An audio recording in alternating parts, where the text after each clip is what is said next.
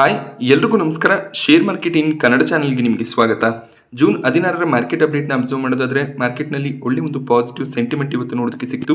Nifty ಸೆನ್ಸೆಕ್ಸ್ನಲ್ಲಿ ಒಳ್ಳೆ ಒಂದು positive trend ನೋಡೋದಕ್ಕೆ ಸಿಕ್ಕಿದೆ. ಕಂಟಿನ್ಯೂಸ್ 2 ಸೆಷನ್ಸ್ಗಳಲ್ಲಿ ಮಾರ್ಕೆಟ್ನಲ್ಲಿ ವೀಕ್ನೆಸ್ ಇತ್ತು, ಬಟ್ ಇವತ್ತು ಮಾರ್ಕೆಟ್ ರಿಕವರ್ ಆಗಿದೆ. ನಿಫ್ಟಿಯಲ್ಲಿ 228 ಪಾಯಿಂಟ್ಗಳ ಜಂಪ್ ನೋಡೋದಕ್ಕೆ ಸಿಕ್ತು. 24,950ರ ಲೆವೆಲಲ್ಲಿ ನಿಫ್ಟಿ ಕ್ಲೋಸಿಂಗ್ ಅನ್ನು ಕೊಟ್ಟಿದೆ. ಸೆನ್ಸೆಕ್ಸ್ನಲ್ಲಿ 677 ಪಾಯಿಂಟ್ಗಳ ಜಂಪ್ ನೋಡೋದಕ್ಕೆ ಸಿಕ್ಕಿದ್ರೆ ಬ್ಯಾಂಕ್ ನಿಫ್ಟಿ ಕೂಡ 417 ಪಾಯಿಂಟ್ಗಳಷ್ಟು ಇವತ್ತು ಗೇನ್ ಆಗಿದೆ.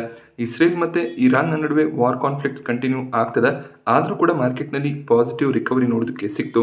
ಸೊ ಸಾಕಷ್ಟು ಜನ ಶುಕ್ರವಾರ ವಾರ್ ಸಿಚುವೇಶನ್ ಕ್ರಿಯೇಟ್ ಆಗಿದೆ, ಮಾರ್ಕೆಟ್ನಲ್ಲಿ ಬಿಯರಿಶ್ ಪೊಸಿಷನ್ ಅನ್ನು ತಗೊಂಡ್ರೆ ಒಳ್ಳೆ ಒಂದು ಪ್ರಾಫಿಟ್ಸ್ ಅನ್ನು ಮಾರ್ಕೆಟ್ನಿಂದ ಮಾಡ್ಕೋಬಹುದು ಅನ್ನೋಂಥ ಒಂದು ಸೆನ್ಸ್ನಲ್ಲಿ ಇರ್ತಾರೆ. ಬಟ್ ಮಾರ್ಕೆಟ್ ನಾವು ಎಕ್ಸ್ಪೆಕ್ಟ್ ಮಾಡೋ ರೀತಿಯಲ್ಲಿ ಟ್ರೇಡ್ ಆಗೋದಿಲ್ಲ. ಸೊ ಅದಕ್ಕೆ ಇವತ್ತು ಕೂಡ ಒಂದು ಉದಾಹರಣೆ ನೋಡೋದಕ್ಕೆ ಸಿಕ್ಕಿದೆ. ಸೊ ಈ ಒಂದು ಪಾಸಿಟಿವ್ ಸೆಂಟಿಮೆಂಟ್ಗೆ ರೀಸನ್ಸ್ ಅನ್ನು ಹುಡುಕ್ತಾ ಹೋದರೆ ಇಂಡಿಯಾ ಇಸ್ರೇಲ್ ಅಥವಾ ಇರಾನ್ನಿಂದ ಆಯಿಲನ್ನು ಹೆಚ್ಚಾಗಿ ಬೈ ಮಾಡ್ಕೊಳ್ಳೋದಿಲ್ಲ, ನಾವು ರಷ್ಯಾನಿಂದ ಹೆಚ್ಚಾಗಿ ಆಯಿಲನ್ನು ಪರ್ಚೇಸ್ ಮಾಡ್ತೀವಿ. ಆದ್ದರಿಂದ ಇರಾನ್ ಮತ್ತು ಇಸ್ರೇಲ್ನ ನಡುವೆ ಕಾನ್ಫ್ಲಿಕ್ಟ್ಸ್ ಆದರೆ ಯಾವುದೇ ರೀತಿಯ ಪ್ರಾಬ್ಲಮ್ ಇಲ್ಲ ಅನ್ನುವಂಥ ಪಾಸಿಟಿವ್ ನ್ಯೂಸ್ ನೋಡೋದಕ್ಕೆ ಸಿಗ್ತದೆ. ಅದರ ಜೊತೆಯಲ್ಲಿ ಕ್ರೂಡ್ ಆಯಿಲ್ನ ಪ್ರೈಸಸ್ ಏನು $76ನ ಅರೌಂಡಲ್ಲಿ ಹೋಗಿತ್ತು, ಅದು ಈಗ ಮತ್ತೆ ಸ್ಲೋ ಡೌನ್ ಆಗಿದೆ. $72ನ ಅರೌಂಡಲ್ಲಿ ಕ್ರೂಡ್ ಆಯಿಲ್ ಪ್ರೈಸಸ್ ಕಾಣಿಸ್ತಿದೆ. ಸೊ ಅದರಿಂದ ಕೂಡ ಇವತ್ತು ಮಾರ್ಕೆಟ್ಸ್ ಪಾಸಿಟಿವ್ ಆಗಿ ರಿಯಾಕ್ಟ್ ಮಾಡಿದೆ ಅನ್ನುವಂಥ ನ್ಯೂಸ್ ಕೂಡ ಇದೆ. ಬಟ್ ಇದೆಲ್ಲ ಕೂಡ ರೀಸನ್ಸ್ ಆಗಿರುತ್ತೆ. ಮಾರ್ಕೆಟ್ನಲ್ಲಿ ಯಾವ ರೀತಿಯ ಪೊಸಿಷನ್ಸ್ ಕ್ರಿಯೇಟ್ ಆಗುತ್ತೆ ಅದರ ಬೇಸಿಸ್ ಮೇಲೆ ಮಾರ್ಕೆಟ್ ರಿಯಾಕ್ಷನ್ ಅನ್ನ ಕೊಡುತ್ತೆ. ಸೊ ಇವತ್ತೊಂದು ಪಾಸಿಟಿವ್ ಕ್ಲೋಸಿಂಗ್ ನೋಡೋದಕ್ಕೆ ಸಿಕ್ಕಿದೆ. ಫೆಡ್ನ ಮೀಟಿಂಗ್ ಕೂಡ ನಾಳೆ ಸ್ಟಾರ್ಟ್ ಆಗುತ್ತೆ. ಫೆಡ್ನ ಔಟ್ಕಮ್ ಕೂಡ ಮಾರ್ಕೆಟ್ಗೆ ತುಂಬಾ ಇಂಪಾರ್ಟೆಂಟ್ ಆಗುತ್ತೆ. US ಫ್ಯೂಚರ್ಸ್ಗಳು ಕೂಡ ಪಾಸಿಟಿವ್ ಆಗಿ ಟ್ರೇಡ್ ಆಗ್ತದೆ. ಸೊ US ಮಾರ್ಕೆಟ್ಸ್ ಯಾವ ರೀತಿಯ ರಿಯಾಕ್ಷನ್ ಕೊಡುತ್ತೆ ಅದನ್ನು ನಾವು ಇವತ್ತು ಅಬ್ಸರ್ವ್ ಮಾಡಬೇಕು. ನಿಫ್ಟಿಯ ಟಾಪ್ ಗೇನರ್ಸ್ ಮತ್ತು ಲೂಸರ್ಸ್ ಅನ್ನು ಅಬ್ಸರ್ವ್ ಮಾಡಿದಾಗ BL ಇವತ್ತು ಟಾಪ್ ಗೇನರ್ ಆಗಿತ್ತು. 2.5% ಜಂಪ್ BL ಸ್ಟಾಕ್ ಪ್ರೈಸ್ನಲ್ಲಿ ನೋಡೋದಕ್ಕೆ ಸಿಕ್ಕಿದೆ. ಹಾಗೆ SBI ಲೈಫ್ ಇನ್ಶೂರೆನ್ಸ್ ಕೂಡ 2.5% ಗೇನ್ ಆಯಿತು. ಅಲ್ಟ್ರಾಟೆಕ್ ಸಿಮೆಂಟ್ನಲ್ಲಿ ಕೂಡ 2.5% ಜಂಪ್ ನೋಡೋದಕ್ಕೆ ಸಿಗ್ತದೆ. HDFC ಲೈಫ್ ಟೆಕ್ ಮಹೀಂದ್ರ ಕೂಡ 2%ಗೂ ಹೆಚ್ಚಿನ ಅಪ್ಸೈಡ್ನೊಂದಿಗೆ ಕ್ಲೋಸಿಂಗ್ ಅನ್ನು ಕೊಟ್ಟಿದೆ. BLನಲ್ಲಿ ಸ್ಟ್ರಾಂಗ್ ಮೊಮೆಂಟಮ್ ಕಾಣಿಸ್ತಿದೆ.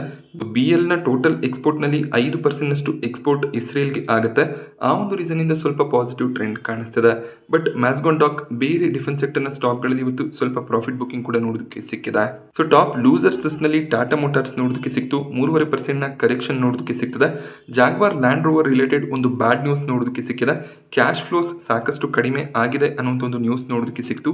ಆ ರೀಸನ್ನಿಂದ ಟಾಟಾ ಮೋಟಾರ್ಸ್ನಲ್ಲಿ ನೆಗೆಟಿವ್ ಸೈಡ್ ನೋಡೋದಕ್ಕೆ ಸಿಕ್ಕಿದೆ. ಡಾಕ್ಟರ್ ರೆಡ್ಡಿಸ್ ಲ್ಯಾಬ್ ಕೂಡ 1.5% ಅರೌಂಡಲ್ಲಿ ಕರೆಕ್ಟ್ ಆಯಿತು. ಅದಾನಿ ಪೋರ್ಟ್ಸ್ ಕೂಡ ಇವತ್ತು ನೆಗೆಟಿವ್ ಆಗಿ ಕ್ಲೋಸಿಂಗ್ ಅನ್ನು ಕೊಟ್ಟಿದೆ. ಸೊ ಇಸ್ರೇಲ್ ಏನು ಇರಾನ್ನ ಮೇಲೆ ಅಟ್ಯಾಕ್ ಅನ್ನ ಮಾಡಿದ್ರು, ಸೊ ಅದೇ ರೀತಿಯಲ್ಲಿ ಇರಾನ್ ಕೂಡ ಈಗ ಇಸ್ರೇಲ್ನ ಮೇಲೆ ಅಟ್ಯಾಕ್ ಮಾಡ್ತಿದ್ದಾರೆ. ಸೊ ಅದಾನಿ ಪೋರ್ಟ್ಸ್ ಇಸ್ರೇಲ್ನಲ್ಲಿ ಹೈಫಾ ಪೋರ್ಟ್ ಅನ್ನ ಮ್ಯಾನೇಜ್ ಮಾಡ್ತಾರೆ. ಆ ಒಂದು ಪೋರ್ಟ್ನ ಮೇಲೆ ಸಾಕಷ್ಟು ಇನ್ವೆಸ್ಟ್ಮೆಂಟ್ ಅನ್ನು ಕೂಡ ಅದಾನಿ ಪೋರ್ಟ್ಸ್ ಮಾಡಿದೆ. ಬೆಳಿಗ್ಗೆ ಒಂದು ನ್ಯೂಸ್ ನೋಡೋದಕ್ಕೆ ಸಿಕ್ಕಿತ್ತು, ಹೈಫಾ ಪೋರ್ಟ್ಗೆ ಸಾಕಷ್ಟು ಡ್ಯಾಮೇಜ್ ಆಗಿದೆ ಅನ್ನುವಂಥ ಒಂದು ರಿಪೋರ್ಟ್ ನೋಡೋದಕ್ಕೆ ಸಿಕ್ತು. ಆ ಒಂದು ನ್ಯೂಸ್ನಿಂದ ಅದಾನಿ ಪೋರ್ಟ್ನ ಸ್ಟಾಕ್ ಪ್ರೈಸ್ನಲ್ಲಿ ವೀಕ್ನೆಸ್ ಕೂಡ ನೋಡೋದಕ್ಕೆ ಸಿಕ್ಕಿತ್ತು. ಅದಾದಮೇಲೆ ಮತ್ತೆ ಕ್ಲಾರಿಫಿಕೇಶನ್ಸ್ ಬಂತು, ಹೈಫಾ ಪೋರ್ಟ್ನಲ್ಲಿ ಯಾವುದೇ ರೀತಿಯ ಡ್ಯಾಮೇಜಸ್ ಆಗಿಲ್ಲ, ನಾರ್ಮಲ್ ಆಗಿ ಟ್ರಾನ್ಸ್ಪೋರ್ಟೇಷನ್ ಆಕ್ಟಿವಿಟೀಸ್ ನಡೀತಿದೆ ಅಂತ. ಸೊ ಅದಾದಮೇಲೆ ಅದಾನಿ ಪೋರ್ಟ್ಸ್ ರಿಕವರ್ ಆಗಿ ಫ್ಲಾಟ್ ಆಗಿ ಕ್ಲೋಸಿಂಗ್ ಅನ್ನು ಕೊಟ್ಟಿದೆ. ಸನ್ಫಾರ್ಮಾ ಸ್ಟಾಕ್ ಪ್ರೈಸ್ನಲ್ಲಿ ಕೂಡ ನೆಗೆಟಿವ್ ಕ್ಲೋಸಿಂಗ್ ನೋಡೋದಕ್ಕೆ ಸಿಕ್ಕಿದೆ. ನಿನ್ನೆ ಕೂಡ ಒಂದು ನ್ಯೂಸ್ ಅನ್ನು ಕವರ್ ಮಾಡಿದೆ. ಸನ್ಫಾರ್ಮಾಗೆ USFDA ಕಡೆಯಿಂದ ಅಬ್ಸರ್ವೇಷನ್ ಸಿಕ್ಕಿತ್ತು. ಆ ಒಂದು ರೀಸನ್ನಿಂದ ಸನ್ಫಾರ್ಮಾ ನೆಗೆಟಿವ್ ಆಗಿ ಕ್ಲೋಸಿಂಗ್ ಅನ್ನು ಕೊಟ್ಟಿದೆ. ಮಾರ್ಕೆಟ್ ಸೆಂಟಿಮೆಂಟ್ಸ್ ಪಾಸಿಟಿವ್ ಇದ್ರಿಂದ ಅಷ್ಟಾಗಿ ನೆಗೆಟಿವಿಟಿ ನೋಡೋದಕ್ಕೆ ಸಿಗಲಿಲ್ಲ. ಹಾಗೆ ಬಜಾಜ್ ಫಿನಾನ್ಸ್ನ ಸ್ಟಾಕ್ ಸ್ಪ್ಲಿಟ್ ಮತ್ತು ಬೋನಸ್ಗೆ ಇವತ್ತು ರೆಕಾರ್ಡ್ ಡೇಟ್ ಆಗಿತ್ತು. ಪ್ರೈಸ್ ಅಡ್ಜಸ್ಟ್ಮೆಂಟ್ ಕೂಡ ನೋಡೋದಕ್ಕೆ ಸಿಕ್ಕಿದೆ. ಶುಕ್ರವಾರದ ದಿನ ಬಜಾಜ್ ಫಿನಾನ್ಸ್ 9,300 ಲೆವೆಲಲ್ಲಿ ಕ್ಲೋಸಿಂಗ್ ಅನ್ನು ಕೊಟ್ಟಿತ್ತು. ಇವತ್ತು 950ರ ಲೆವೆಲಲ್ಲಿ ಓಪನಿಂಗ್ ನೋಡೋದಕ್ಕೆ ಸಿಕ್ತು. ಒಂದು ಸ್ಟ್ರಾಂಗ್ ಓಪನಿಂಗ್ ಬಂದಿತ್ತು, ಬಟ್ ಆ ಒಂದು ಲೆವೆಲ್ನಿಂದ ಸ್ವಲ್ಪ ಪ್ರಾಫಿಟ್ ಬುಕಿಂಗ್ ಆಗಿದೆ. ಸೊ ಈ ಒಂದು ಲೆವೆಲ್ನಲ್ಲಿ ರಿಟೇಲ್ ಪಾರ್ಟಿಸಿಪೇಷನ್ ಇನ್ಕ್ರೀಸ್ ಆಗುವಂಥ ಚಾನ್ಸಸ್ ಇದೆ. ಸ್ಟಾಕ್ ಪ್ರೈಸ್ನಲ್ಲಿ ಪಾಸಿಟಿವ್ ಟ್ರೆಂಡನ್ನು ಎಕ್ಸ್ಪೆಕ್ಟ್ ಮಾಡ್ಬೋದು. ಹಾಗೆ ಯಾರೆಲ್ಲ ಶುಕ್ರವಾರದವರೆಗೂ ಶೇರ್ಗಳನ್ನು ಹೋಲ್ಡ್ ಮಾಡ್ಕೊಂಡಿದ್ರಿ, ನಿಮಗೆ ಅಡಿಷನಲ್ 9 ಶೇರ್ಗಳು ಕ್ರೆಡಿಟ್ ಆಗುತ್ತೆ. ಯಾವುದೇ ರೀತಿಯಲ್ಲಿ ಪ್ಯಾನಿಕ್ ಆಗುವಂಥ ಅವಶ್ಯಕತೆ ಇರೋದಿಲ್ಲ. ಸೊ ಏಷ್ಯನ್ ಪೇಂಟ್ಸ್ನಲ್ಲಿ ರೀಸೆಂಟಾಗಿ ರಿಲಯನ್ಸ್ 7,000 ಕೋಟಿಯ ಬ್ಲಾಕ್ ಡೀಲ್ ಅನ್ನು ಮಾಡಿದ್ರು. ಮತ್ತೆ ಈಗ 1,876 ಕೋಟಿಯ ಬ್ಲಾಕ್ ಡೀಲ್ ನೋಡೋದಕ್ಕೆ ಸಿಕ್ಕಿದೆ. ಸೊ ರಿಲಯನ್ಸ್ನ ಬಳಿಯಲ್ಲಿ 87 ಲಕ್ಷ ಶೇರ್ಸ್ ಇತ್ತು. ಇವತ್ತು ಕೂಡ 85 ಲಕ್ಷ ಶೇರ್ಸ್ ಬ್ಲಾಕ್ ಡೀಲ್ನಲ್ಲಿ ಟ್ರೇಡ್ ಆಗಿದೆ. ಸೊ ಇಮಿಡಿಯೇಟ್ ಆಗಿ ಯಾರು ಸೆಲ್ಲರ್ ಅನ್ನುವಂಥ ಇನ್ಫಾರ್ಮೇಷನ್ ಬಂದಿಲ್ಲ. ಮೇ ಬಿ ರಿಲಯನ್ಸ್ ಇಲ್ಲಿ ಶೇರ್ಸ್ಗಳನ್ನು ಟೆಂಡರ್ ಮಾಡಿದರೆ ರಿಲಯನ್ಸ್ ಕಂಪ್ಲೀಟ್ ಆಗಿ ಏಷ್ಯನ್ ಪೇಂಟ್ಸ್ನಿಂದ ಎಕ್ಸಿಟ್ ಆದ ರೀತಿಯಲ್ಲಿ ಆಗುತ್ತೆ. ಬಟ್ ಈ ಒಂದು ಬ್ಲಾಕ್ ಡೀಲ್ ಬಂದಿದ್ರು ಕೂಡ ಸ್ಟಾಕ್ನಲ್ಲಿ ಹೆಚ್ಚಿನ ಒಂದು ಇಂಪ್ಯಾಕ್ಟ್ ನೋಡೋದಕ್ಕೆ ಸಿಕ್ಕಿಲ್ಲ. 1.5% ಅರೌಂಡಲ್ಲಿ ಏಷ್ಯನ್ ಪೇಂಟ್ಸ್ ಗೇನ್ ಆಗಿದೆ. ಹಾಗೆ ಕ್ರೂಡ್ ಆಯಿಲ್ನ ಪ್ರೈಸಸ್ ಇನ್ಕ್ರೀಸ್ ಆಗ್ತಿರೋದು ಕೂಡ ಏಷ್ಯನ್ ಪೇಂಟ್ಸ್ಗೆ ಎಲ್ಲೋ ಒಂದು ಕಡೆ ನೆಗೆಟಿವ್ ಆಗ್ಬೋದು, ಬಟ್ ಅದಕ್ಕೆ ಹೆಚ್ಚಾಗಿ ಏಷ್ಯನ್ ಪೇಂಟ್ಸ್ ರಿಯಾಕ್ಟ್ ಮಾಡಿಲ್ಲ. ಸೊ ಕ್ರೂಡ್ ಆಯಿಲ್ನ ಪ್ರೈಸಸ್ ಕೂಲ್ ಡೌನ್ ಆಗ್ತಿರೋದ್ರಿಂದ ಆಯಿಲ್ ಮಾರ್ಕೆಟಿಂಗ್ ಕಂಪನೀಸ್ ಆಗಿರುವಂಥ HPCL, BPCL, IOC ಈ ಕಂಪನಿಗಳ ಸ್ಟಾಕ್ ಪ್ರೈಸ್ನಲ್ಲಿ ಸ್ವಲ್ಪ ರಿಕವರಿ ನೋಡೋದಕ್ಕೆ ಸಿಕ್ಕಿದೆ. ಕ್ರೂಡ್ ಆಯಿಲ್ ಪ್ರೈಸಸ್ ಇನ್ಕ್ರೀಸ್ ಆಗ್ತದೆ ಅಂತ ಈ ಸ್ಟಾಕ್ಗಳಲ್ಲಿ ಸಾಕಷ್ಟು ವೀಕ್ನೆಸ್ ಬಂದಿತ್ತು, ಬಟ್ ಇವತ್ತು ಸ್ವಲ್ಪ ರಿಕವರಿ ಬಂದಿದೆ. ಸೊ ಮತ್ತೆ ಕ್ರೂಡ್ ಆಯಿಲ್ನ ಪ್ರೈಸಸ್ ಇನ್ಕ್ರೀಸ್ ಆದರೆ ಈ ಸ್ಟಾಕ್ಗಳಲ್ಲಿ ಸೆಲ್ಲಿಂಗ್ ಪ್ರೆಷರ್ ಬರುತ್ತೆ. ಸಾಕಷ್ಟು ಬ್ರೋಕರೇಜ್ಗಳು ಕೂಡ ಕನ್ಸರ್ನ್ ಇದೆ ಅನ್ನುವಂಥ ಒಂದು ರಿವ್ಯೂ ಅನ್ನ ಕೊಟ್ಟಿದ್ದಾರೆ. HDFC ಬ್ಯಾಂಕ್ ಸ್ಟಾಕ್ ಪ್ರೈಸ್ನಲ್ಲಿ 1% ಜಂಪ್ ಇವತ್ತು ನೋಡೋದಕ್ಕೆ ಸಿಕ್ಕಿದೆ. HDFC ಬ್ಯಾಂಕ್ ನಮ್ಮ ಟಾಪ್ ಪಿಕ್ ಆಗಿರುತ್ತೆ ಅಂತ ಜೆಫ್ರೀಸ್ ಈ ಒಂದು ಸ್ಟಾಕ್ ಅನ್ನ ಕವರ್ ಮಾಡಿದ್ದಾರೆ. 2380 ಟಾರ್ಗೆಟ್ ಪ್ರೈಸ್ HDFC ಬ್ಯಾಂಕ್ ಅಲ್ಲಿ ನೋಡೋದಕ್ಕೆ ಸಿಗ್ತದೆ. ಹಾಗೆ HDB ಫಿನಾನ್ಷಿಯಲ್ HDFC ಬ್ಯಾಂಕ್ ನ ಸಬ್ಸಿಡರಿ ಕಂಪನಿ ಆದಷ್ಟು ಬೇಗ ತಮ್ಮ IPO ನ ಕೂಡ ಲಾಂಚ್ ಮಾಡುವಂತ ಚಾನ್ಸಸ್ ಇದೆ. ಇಲ್ಲಿ ಆಫರ್ ಫಾರ್ ಸೇಲ್ ನಲ್ಲಿ HDFC ಬ್ಯಾಂಕ್ ಸ್ಟೇಕ್ ಅನ್ನು ಕೂಡ ಸೆಲ್ ಮಾಡ್ತಿದ್ದಾರೆ. ಆ ಒಂದು ಅಮೌಂಟ್ ಕೂಡ HDFC ಬ್ಯಾಂಕ್ಗೆ ಬರುತ್ತೆ. ಸೊ HDFC ಬ್ಯಾಂಕ್ನ ಫಿನಾನ್ಷಿಯಲ್ಸ್ ಸ್ಟ್ರಾಂಗ್ ಆಗುತ್ತೆ ಅನ್ನೋದು ಜೆಫ್ರೀಸ್ನ ವ್ಯೂ ಆಗಿರುತ್ತೆ. ಸೊ ಈ ರೀಸನ್ ಇಂದ ಟಾಪ್ ಪಿಕ್ ಆಗಿ HDFC ಬ್ಯಾಂಕ್ ಅನ್ನು ಅವರು ಸೆಲೆಕ್ಟ್ ಮಾಡಿದ್ದಾರೆ. ಈ ನ್ಯೂಸ್ನಿಂದ HDFC ಬ್ಯಾಂಕ್ ಇವತ್ತು ಪಾಸಿಟಿವ್ ಆಗಿ ಕ್ಲೋಸಿಂಗ್ ಅನ್ನು ಕೊಟ್ಟಿದೆ. ಹಾಗೆ IGL ಸ್ಟಾಕ್ ಪ್ರೈಸ್ನಲ್ಲಿ ಕೂಡ 6% ಜಂಪ್ ನೋಡೋದಕ್ಕೆ ಸಿಕ್ತು. ನಿನ್ನೆ ಒಂದು ನ್ಯೂಸ್ ನೋಡೋದಕ್ಕೆ ಸಿಕ್ಕಿತ್ತು, ಇದು ಸಿಟಿ ಗ್ಯಾಸ್ ಡಿಸ್ಟ್ರಿಬ್ಯೂಷನ್ ಕಂಪನಿಗಳಿಗೆ ಪಾಸಿಟಿವ್ ನ್ಯೂಸ್ ಆಗಿತ್ತು. ಬಟ್ IGL ಇವತ್ತು ಗೇನ್ ಆಗೋದಕ್ಕೆ ರೀಸನ್, ಸೊ ಡೆಲ್ಲಿಯಲ್ಲಿ ಈ ಮುಂಚೆ ಇದ್ದಂಥ ಗೌರ್ಮೆಂಟ್ EV ಪಾಲಿಸಿಯನ್ನು ತಂದಿದ್ರು. ಯಾವೆಲ್ಲ ವೆಹಿಕಲ್ಸ್ಗಳು ಹೊಸದಾಗಿ ರಿಜಿಸ್ಟರ್ ಆಗುತ್ತೆ ಅವರೆಲ್ಲರೂ EV ಟ್ರಾನ್ಸಿಷನ್ ಅನ್ನು ಮಾಡ್ಕೋಬೇಕು ಅಂತ ಹೇಳಿದರು. ಬಟ್ ಈಗ ಇರುವಂಥ ಗೌರ್ಮೆಂಟ್ ಈ ಒಂದು ಟ್ರಾನ್ಸಿಷನ್ ಟೈಮ್ ಲೈನನ್ನು ಪೋಸ್ಟ್ಪೋನ್ ಮಾಡುವಂಥ ಚಾನ್ಸಸ್ ಇದೆ. ಇದು IGLಗೆ ಪಾಸಿಟಿವ್ ಆಗುತ್ತೆ, ಯಾಕೆಂದರೆ ಡೆಲ್ಲಿಯಲ್ಲಿ ಸಾಕಷ್ಟು CNG ವೆಹಿಕಲ್ಸ್ಗಳು ಓಡಾಡುತ್ತೆ. ಸೊ ಅಕಸ್ಮಾತ್ EV ಪಾಲಿಸಿ ಏನಾದರೂ ಲಾಂಚ್ ಆಗಿದ್ದರೆ ಅದು IGLಗೆ ಎಲ್ಲೋ ಒಂದು ಕಡೆ ನೆಗೆಟಿವ್ ಆಗ್ತಿತ್ತು. ಬಟ್ ಈಗ ಟ್ರಾನ್ಸಿಷನ್ ಟೈಮ್ ಲೈನ್ಸ್ ಪೋಸ್ಟ್ಪೋನ್ ಆಗ್ತಿರೋದ್ರಿಂದ IGLಗೆ ಅದು ಪಾಸಿಟಿವ್ ಆಗುತ್ತೆ. ಆ ರೀಸನ್ನಿಂದ IGL ಸ್ಟಾಕ್ ಪ್ರೈಸ್ನಲ್ಲಿ 6% ಜಂಪ್ ನೋಡೋದಕ್ಕೆ ಸಿಕ್ಕಿದೆ. ಹಾಗೆ ಸಿಟಿ ಈ ಒಂದು ಸ್ಟಾಕ್ನಲ್ಲಿ ಬೈ ರೆಕಮೆಂಡೇಶನ್ ಕೊಟ್ಟಿದ್ದು 250 ಟಾರ್ಗೆಟ್ ಪ್ರೈಸನ್ನು ಕೊಟ್ಟಿದ್ದಾರೆ.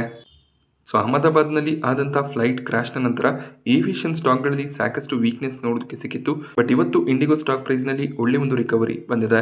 2.5%ನಷ್ಟು ಇಂಡಿಗೋ ಗೇನ್ ಆಯಿತು.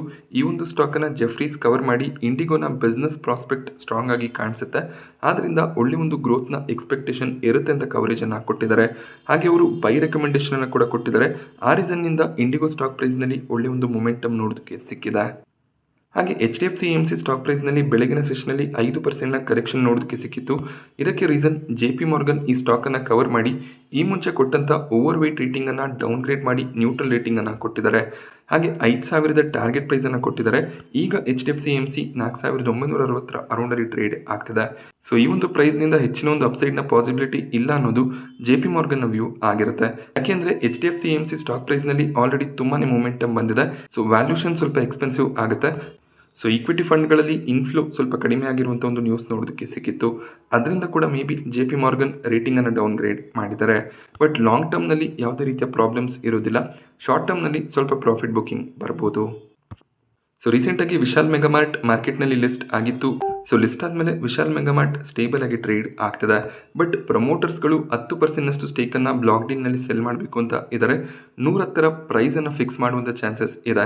ಸೊ ಈಗ ವಿಶಾಲ್ ಮೆಗಾಮಾರ್ಟ್ 125 ಪ್ರೈಸ್ನಲ್ಲಿ ಟ್ರೇಡ್ ಆಗ್ತದೆ. ಸೊ 110 ಪ್ರೈಸನ್ನು ಸೆಟ್ ಮಾಡಿರೋದ್ರಿಂದ ಸ್ಟಾಕ್ ಪ್ರೈಸ್ನಲ್ಲಿ ಸ್ವಲ್ಪ ವೀಕ್ನೆಸ್ ನೋಡೋದಕ್ಕೆ ಸಿಗ್ಬೋದು. So usually block deals announce ಆದಾಗ ಸ್ಟಾಕ್ ಪ್ರೈಸ್ನಲ್ಲಿ ವೀಕ್ನೆಸ್ ಇರುತ್ತೆ. ಬಟ್ ಆ ಶೇರ್ಸ್ಗಳನ್ನು ಇನ್ಸ್ಟಿಟ್ಯೂಷನ್ಸ್ಗಳು ಸ್ಟ್ರಾಂಗ್ ಆಗಿ ಬೈ ಮಾಡಿಕೊಂಡ್ರೆ ಅಷ್ಟಾಗಿ ವೀಕ್ನೆಸ್ ಇರೋದಿಲ್ಲ. ಬಟ್ ಇಲ್ಲಿ 10%ನಷ್ಟು ಸ್ಟೇಕ್ ಸೇಲ್ ಆಗ್ತಿರೋದ್ರಿಂದ ಸ್ವಲ್ಪ ಪ್ರಾಫಿಟ್ ಬುಕಿಂಗ್ ವಿಶಾಲ್ ಮೆಗಾಮಾರ್ಟ್ನಲ್ಲಿ ಬರ್ಬೋದು. ಸೊ ಬೆಂಗಳೂರಿನಲ್ಲಿ ಅವರು 14 ಎಕರೆ ಹೌಸಿಂಗ್ ಪ್ರಾಜೆಕ್ಟನ್ನು ಮಾಡ್ತಿದ್ದಾರೆ. ಈ ಒಂದು ಪ್ರಾಜೆಕ್ಟ್ನಿಂದ 1,500 ಕೋಟಿಯ ರೆವೆನ್ಯೂ ಜನರೇಟ್ ಆಗುತ್ತೆ ಅನ್ನುವಂಥ ಒಂದು ಅಪ್ಡೇಟನ್ನು ಕೊಟ್ಟಿದ್ದಾರೆ. ಈ ನ್ಯೂಸ್ನಿಂದ ಸ್ಟಾಕ್ ಪ್ರೈಸ್ನಲ್ಲಿ 1.5% ಜಂಪ್ ನೋಡೋದಕ್ಕೆ ಸಿಕ್ಕಿದೆ. ಗೋಡ್ರೇಜ್ ಪ್ರಾಪರ್ಟೀಸ್ ಸಾಕಷ್ಟು ಪ್ರಾಜೆಕ್ಟ್ಸ್ಗಳನ್ನು ಬೇರೆ ಬೇರೆ ಸಿಟಿಗಳಲ್ಲಿ ಮಾಡ್ತಿದ್ದಾರೆ. ಸೊ ಮುಂದಿನ 2-3 ವರ್ಷಗಳಲ್ಲಿ ಒಳ್ಳೆ ಒಂದು ರೆವೆನ್ಯೂ ಎಕ್ಸ್ಪೆಕ್ಟೇಷನ್ ಗೋಡ್ರೇಜ್ ಪ್ರಾಪರ್ಟೀಸ್ನ ಕಡೆಯಿಂದ ಇರುತ್ತೆ. ಒಮ್ಯಾಕ್ ಸ್ಟಾಕ್ ಪ್ರೈಸ್ನಲ್ಲಿ ಇವತ್ತು 13% ಜಂಪ್ ನೋಡೋದಕ್ಕೆ ಸಿಕ್ತು. ಇವರು ಅಮೃತ್ಸರ್ನಲ್ಲಿ 260 ಎಕರೆ ಲ್ಯಾಂಡನ್ನು ಪರ್ಚೇಸ್ ಮಾಡಿದ್ದಾರೆ. ಅಮೃತ್ಸರ್ನ ಗೋಲ್ಡನ್ ಟೆಂಪಲ್ನ ಬಳಿಯಲ್ಲಿ ಒಂದು ಹೊಸ ಟೌನ್ಶಿಪ್ಪನ್ನು ಸ್ಟಾರ್ಟ್ ಮಾಡುವಂಥ ಪ್ಲಾನ್ ಇದೆ. ಈ ಒಂದು ನ್ಯೂಸ್ನಿಂದ ಸ್ಟಾಕ್ ಪ್ರೈಸ್ನಲ್ಲಿ ಜಂಪ್ ನೋಡೋದಕ್ಕೆ ಸಿಕ್ಕಿದೆ. ಸೊ ಏಪ್ರಿಲ್ ಮತ್ತು ಮೇ ತಿಂಗಳಲ್ಲಿ ಸ್ಟಾಕ್ ಮಾರ್ಕೆಟ್ನಲ್ಲಿ ಸ್ವಲ್ಪ ವೀಕ್ನೆಸ್ ಇತ್ತು. ಆ ರೀಸನ್ನಿಂದ ಟಾಪ್ ಬ್ರೋಕರೇಜಸ್ಗಳು ಅಂದರೆ ಗ್ರೋ, ಝೀರೋದ, ಏಂಜಲ್ ಒನ್, ಅಪ್ಸ್ಟಾಕ್ 2.7 ಲಕ್ಷ ಕ್ಲೈಂಟ್ಗಳನ್ನು ಕಳ್ಕೊಂಡಿದ್ದಾರೆ. ಸಾಕಷ್ಟು ಜನ ಮಾರ್ಕೆಟ್ನಲ್ಲಿ ವೀಕ್ನೆಸ್ ಇರೋ ರೀಸನ್ನಿಂದ ಇನ್ವೆಸ್ಟ್ಮೆಂಟನ್ನು ಸ್ಟಾಪ್ ಮಾಡ್ತಿದ್ದಾರೆ. ಇದು ಅಷ್ಟೊಳ್ಳೆ ಡಿಸಿಷನ್ ಆಗಿರೋದಿಲ್ಲ. ಯಾಕೆಂದರೆ ಸ್ವಲ್ಪ ಟೈಮ್ ಮಾರ್ಕೆಟ್ನಲ್ಲಿ ಫ್ಲಕ್ಚುಯೇಷನ್ಸ್ ಇರ್ಬೋದು. ಬಟ್ ನೀವು ಲಾಂಗ್ ಟರ್ಮ್ನ ಪರ್ಸ್ಪೆಕ್ಟಿವನ್ನು ಇಟ್ಕೊಂಡ್ರೆ ಒಳ್ಳೆ ಒಂದು ರಿಟರ್ನ್ಸನ್ನು ಸ್ಟಾಕ್ ಮಾರ್ಕೆಟ್ನಿಂದ ಎಕ್ಸ್ಪೆಕ್ಟ್ ಮಾಡ್ಬೋದಾಗುತ್ತೆ. ಈ ಒಂದು ನ್ಯೂಸ್ ಏನಿದೆ ಏಂಜಲ್ ಒನ್ಗೆ ಸ್ವಲ್ಪ ನೆಗೆಟಿವ್ ಆಗುವಂಥ ಚಾನ್ಸಸ್ ಇರುತ್ತೆ. ಇವತ್ತಿನ FII/DII ಆಕ್ಟಿವಿಟಿಯನ್ನು ಅಬ್ಸರ್ವ್ ಮಾಡೋದಾದರೆ FIIs ಕಡೆಯಿಂದ ನೆಟ್ ಸೆಲ್ಲಿಂಗ್ ಕಂಟಿನ್ಯೂ ಆಗ್ತದೆ. 2287 ಕೋಟಿ ಅಮೌಂಟ್ನ ನೆಟ್ ಸೆಲ್ಲಿಂಗ್ FIIs ಕಡೆಯಿಂದ ನೋಡೋದಕ್ಕೆ ಸಿಕ್ತು. DIIs ಸ್ಟ್ರಾಂಗ್ ನೆಟ್ ಬೈಯಿಂಗ್ ಅನ್ನು ಮಾಡ್ಕೋತಿದ್ದಾರೆ. 5607 ಕೋಟಿ ಅಮೌಂಟ್ನ ನೆಟ್ ಬೈಯಿಂಗ್ DIIs ಕಡೆಯಿಂದ ಬಂದಿದೆ. ಓಸ್ವಾಲ್ ಪಂಪ್ಸ್ನ 2ನೇ ದಿನದ ಸಬ್ಸ್ಕ್ರಿಪ್ಷನ್ ಎಂಡ್ ಆಗಿದೆ. ಮಾರ್ಕೆಟ್ನಲ್ಲಿ ಪಾಸಿಟಿವಿಟಿ ಇರೋದ್ರಿಂದ ಗ್ರೇ ಮಾರ್ಕೆಟ್ ಪ್ರೀಮಿಯಂ ಸ್ವಲ್ಪ ಇನ್ಕ್ರೀಸ್ ಆಯಿತು. ರಿಟೇಲ್ ಕ್ಯಾಟಗರಿ 1.16 ಟೈಮ್ ಸಬ್ಸ್ಕ್ರೈಬ್ ಆಗಿದೆ. ಕಂಪ್ಲೀಟ್ ಸಬ್ಸ್ಕ್ರಿಪ್ಷನ್ ಬಂದಿದೆ. NII ಕ್ಯಾಟಗರಿಯಲ್ಲಿ 4.5 ಟೈಮ್ನ ಸಬ್ಸ್ಕ್ರಿಪ್ಷನ್ ನೋಡೋದಕ್ಕೆ ಸಿಗ್ತದೆ. ನಾಳೆ ಕೊನೆ ದಿನ ಆಗಿರುತ್ತೆ. ₹60 ಪ್ರೀಮಿಯಂ ಇದೆ. ರಿಸ್ಕ್ ತಗೊಳ್ಳೋರು ಅಪ್ಲಿಕೇಶನನ್ನು ಹಾಕ್ಬೋದು. ಅಕಸ್ಮಾತ್ ಲಿಸ್ಟಿಂಗ್ನ ಟೈಮ್ನಲ್ಲಿ ಸ್ವಲ್ಪ ನೆಗೆಟಿವಿಟಿ ಇದ್ರೂ ಕೂಡ ನೀವು ಶೇರ್ಸ್ಗಳನ್ನು ಸ್ವಲ್ಪ ಟೈಮ್ ಹೋಲ್ಡ್ ಮಾಡಿಕೊಂಡು ಆಮೇಲೆ ಪ್ರಾಫಿಟ್ಸನ್ನು ತಗೋಬೋದಾಗತ್ತೆ. ರಿಸ್ಕ್ ತಗೊಳ್ಳಲ್ಲ ಅಂದರೆ ಈ ಒಂದು IPOನ ಅವಾಯ್ಡ್ ಮಾಡ್ಬೋದಾಗತ್ತೆ. ನಾನಿವತ್ತು ನಿಮಗೆ ಮಾರ್ಕೆಟ್ನ ಬಗ್ಗೆ ಕೊಟ್ಟಂಥ ಇನ್ಫಾರ್ಮೇಷನ್ ಇಷ್ಟ ಆದರೆ ವಿಡಿಯೋನ ಲೈಕ್ ಮಾಡಿ. ಹಾಗೆ ಇದೇ ರೀತಿಯ ಮಾರ್ಕೆಟ್ ಅಪ್ಡೇಟ್ಸ್ಗಳಿಗೋಸ್ಕರ ಚಾನಲ್ನ ಸಬ್ಸ್ಕ್ರೈಬ್ ಮಾಡ್ಕೊಳ್ಳಿ. Thank you friends.